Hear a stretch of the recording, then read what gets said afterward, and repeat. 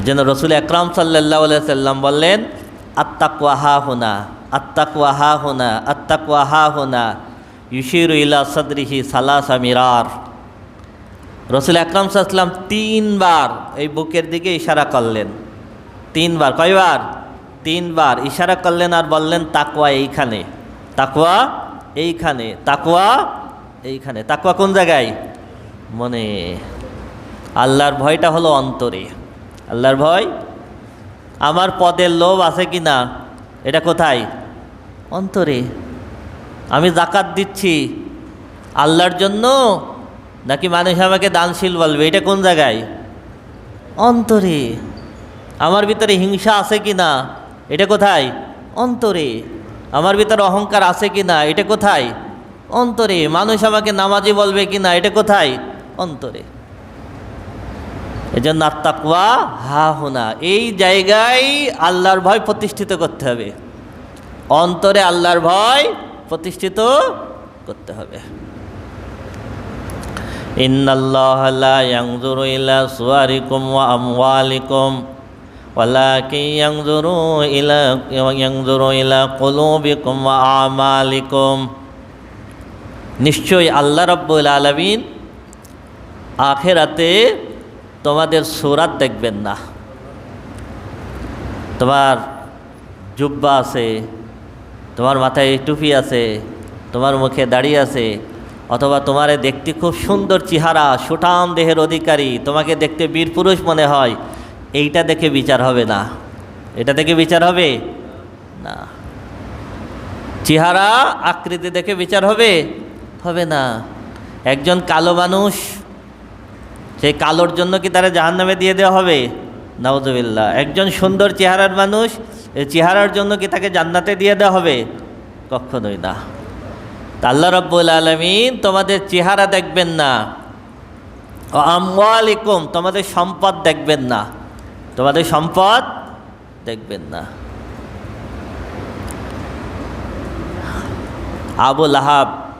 আবু লাহাবকে একজন বলতেছে, তুমি সারাদিন মোহাম্মদ সাল্লাল্লাহু আলাইহি সাল্লামের পিছনে লেগে থাকো, সারাদিন তাকে কষ্ট দাও।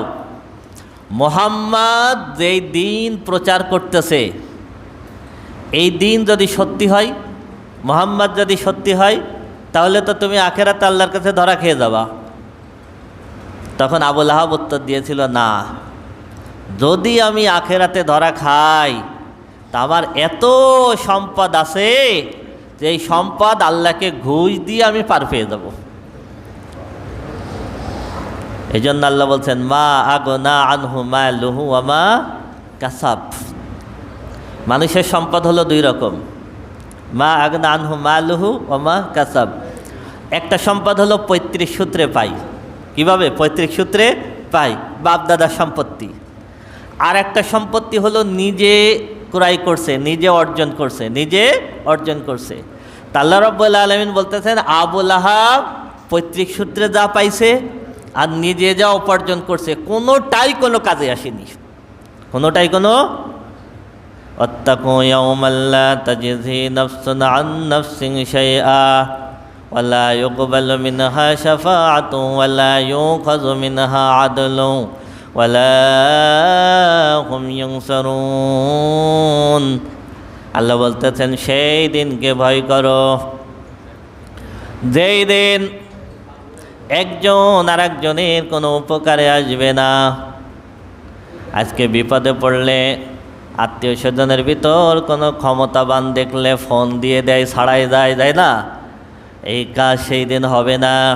ওয়ালা ইউখাযু মিনহা আদলুন, সেই দিন কোনো বিনিময় গ্রহণ করা হবে না, কোনো বিনিময় গ্রহণ করা হবে না। আখিরাতে মানুষ বলবে, আল্লাহ সন্তান দিয়ে দিলাম, স্ত্রী দিয়ে দিলাম, সম্পদ দিয়ে দিলাম, সারা পৃথিবীতে আমার যা আছে সব দিয়ে দিলাম, আমাকে জাহান্নাম থেকে বাঁচাও। কোনো কাজ হবে না, কোনো কাজ হবে না। এই জন্য আল্লাহ তোমাদের চেহারা দেখবেন না, আল্লাহ তোমাদের সম্পদ দেখবেন না। ওয়ালাকিন ইয়ানজুরু ইলা কুলুবিকুম ওয়া আমালিকুম, আল্লাহ দেখবেন তোমাদের অন্তর। কি দেখবেন? আল্লাহ দেখবেন তোমাদের অন্তর। রোজা রেখেছো কার জন্য রেখেছো? আল্লাহ অন্তর দেখবেন। সালাত আদায় করেছো কার জন্য করেছো? যাকাত দিয়েছো কার জন্য করেছো? হজ করেছো কার জন্য করেছো? কোরবানি করেছো কার জন্য করেছো? দেখবেন কে? অন্তরে অহংকার ছিল কিনা, হিংসা ছিল কিনা, লোভ ছিল কিনা, শাহওয়াত ছিল কিনা, আল্লাহ রাব্বুল আলামিন দেখবেন কি? অন্তর।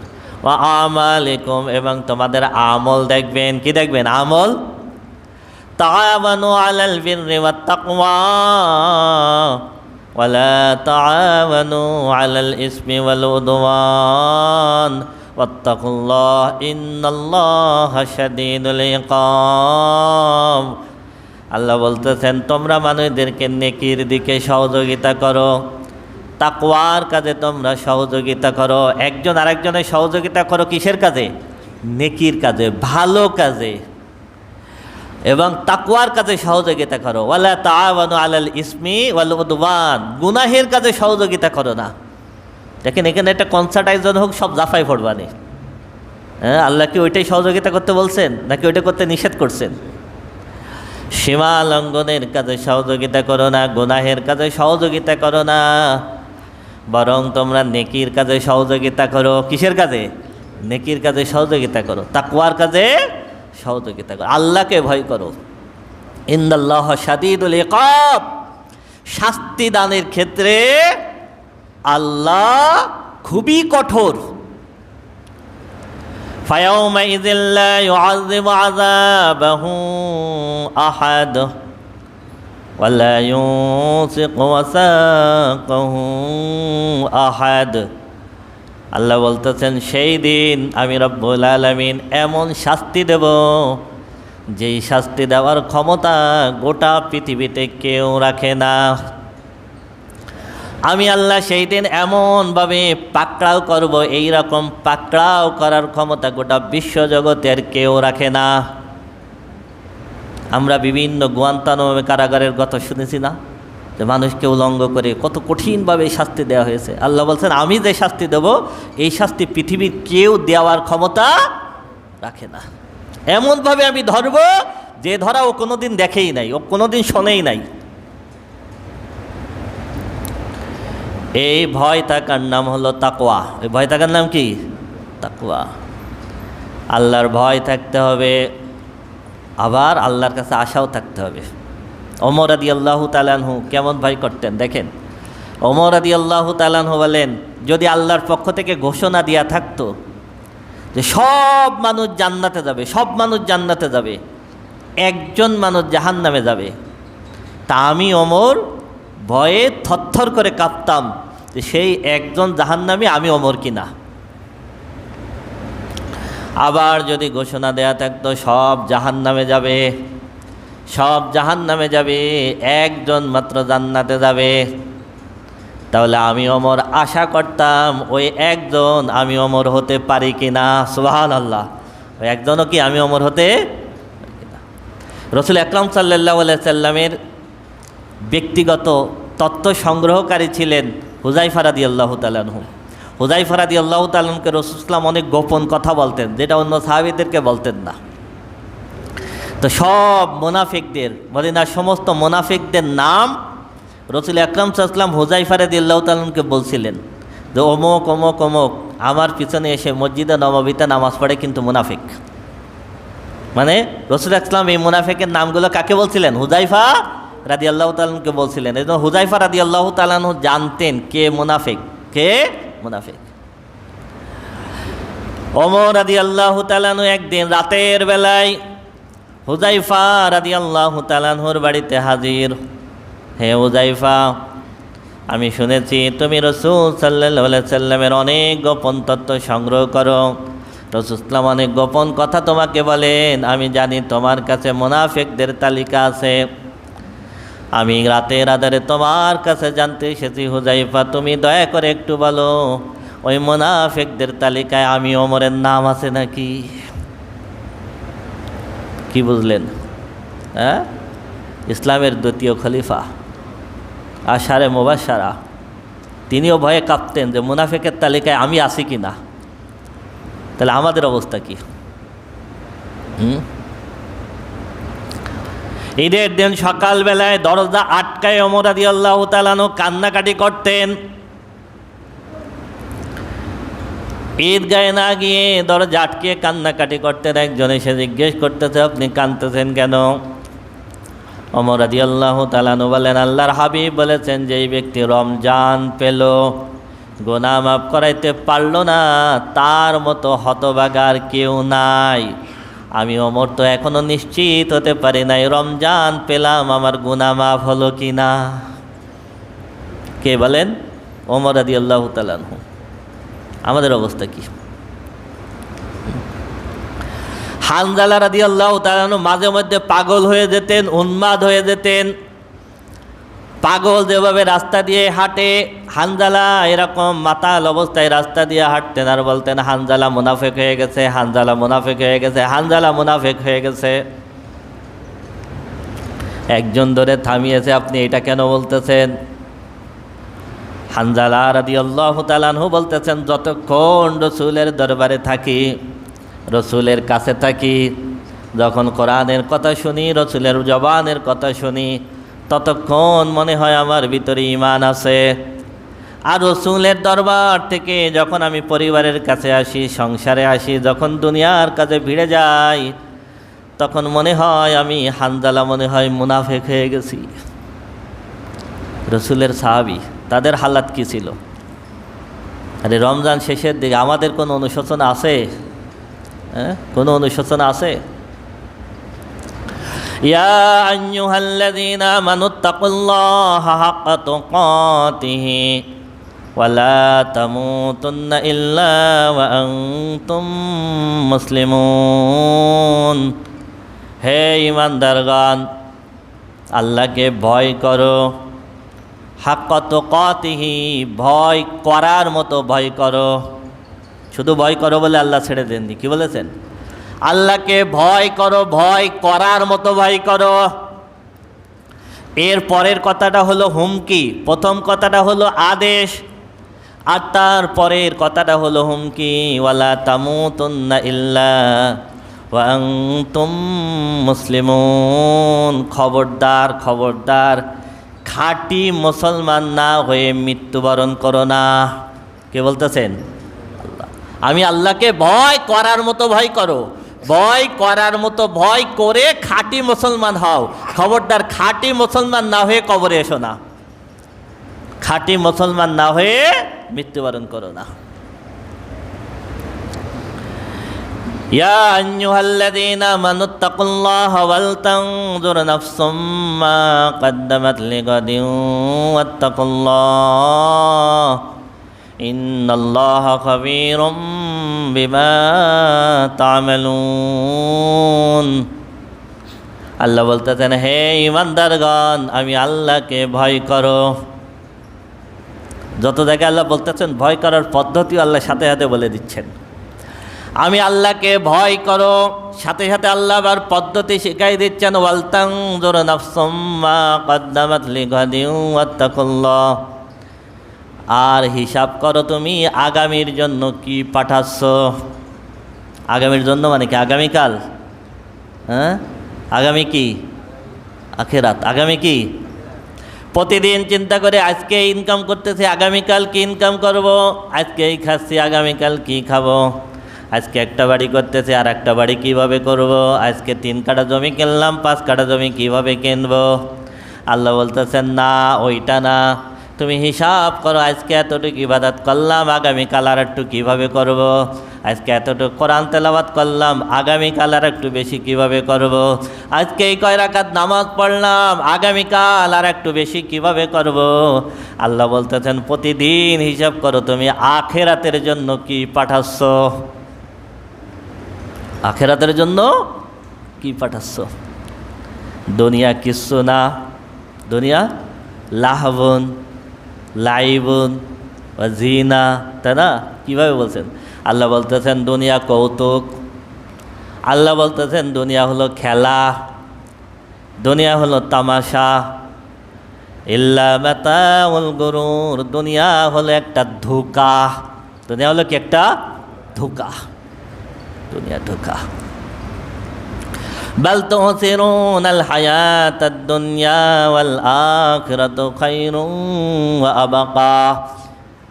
তোমরা দুনিয়ার জীবনকে বড্ড বেশি প্রাধান্য দাও, দুনিয়ার জীবনকে। ওয়াল আখিরাতু খায়রুন ওয়া আবকা, কিন্তু আখিরাত দুনিয়ার থেকে উত্তম।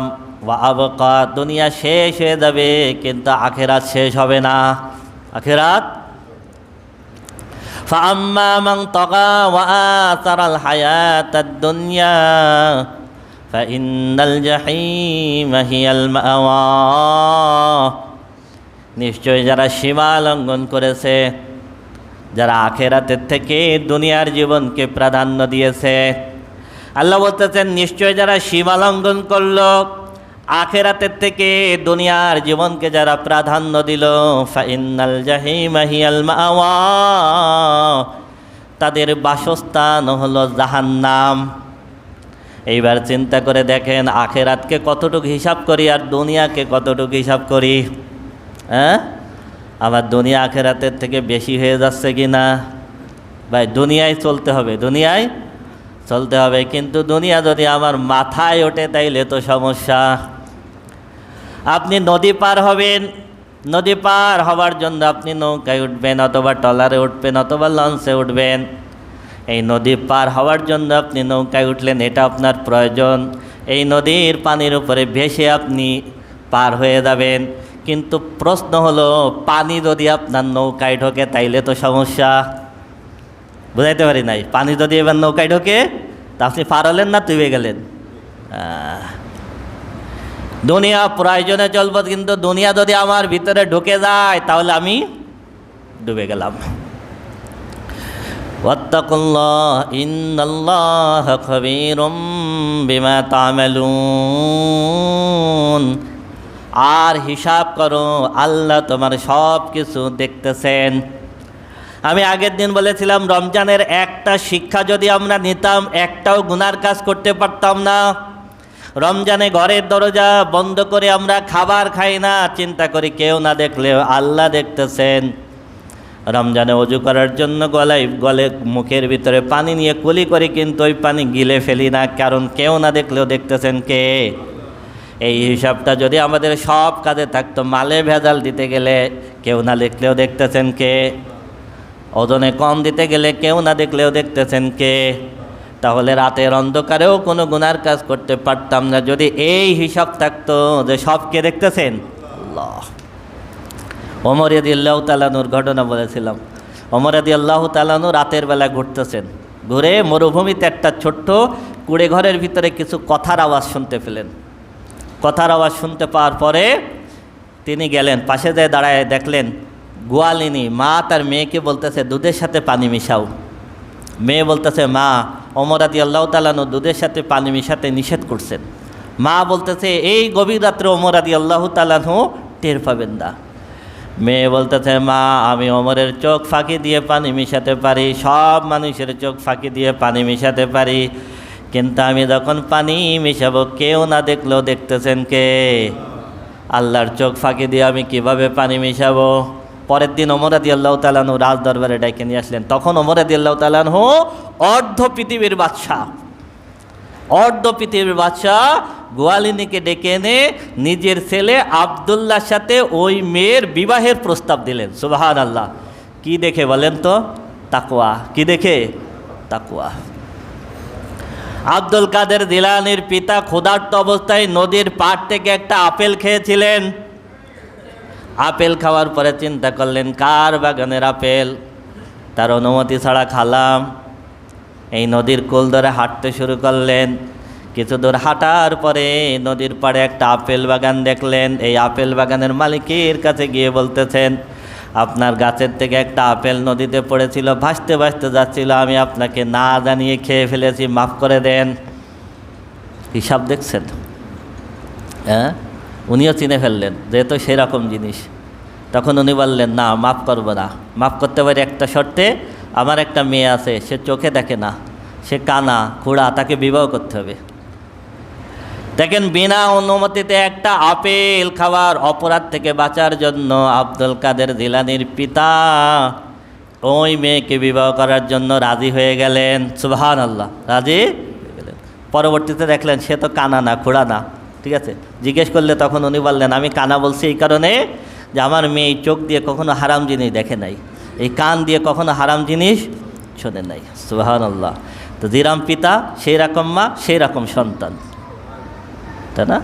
আমরা টাউট, আমাদের ওয়াইফ বেফর্দা, আর আমাদের সন্তানও তাই। সন্তানও কি? ইয়া আইয়ুহাল্লাযীনা আমানুত্তাকুল্লাহা ওয়া কুনু মা'আস সাদিকিন, হে ঈমানদারগণ, আল্লাহকে ভয় করো আর সবসময় সত্যবাদীদের সঙ্গী হও। কাদের সঙ্গী হও? যত আপনি ভালো মানুষের সাথে মিশবেন তত আপনার ভিতরে ভালো জিনিস আসবে। কেউ নিজে নিজে মদ খাওয়া শেখে না, একজন মদখোরের সাথে মিশার পরে মদ খায়। একা একা চুরি করা শেখে না, একজন চোরের সাথে মিশার পরে চোর হয়। এই জন্য মিশতে হবে কার সাথে?